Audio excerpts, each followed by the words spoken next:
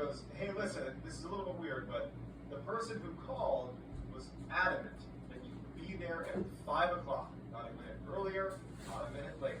It was probably only about 3 o'clock in the afternoon, and he's like, so what do I do? And she's like, I don't know, like, go to my feet, just make sure you're there by 5. And so he does that, he's like, that's weird. But he drives around and he parks outside the house a little ways down the street, and a couple minutes before 5, he gets out and he starts heading over to the property to be this house home. He starts walking up the path to this big brick house at like 4:59. As he's getting closer to the steps, he can hear through the front door, which you can already tell it's slightly open, it's not latched all the way.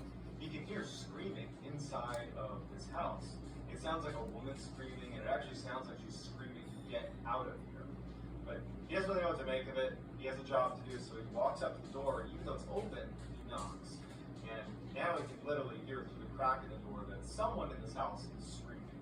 And he's listening, and finally he decides, well, I should probably just open it up and make sure everything's okay. And there's someone screaming inside, the door's open.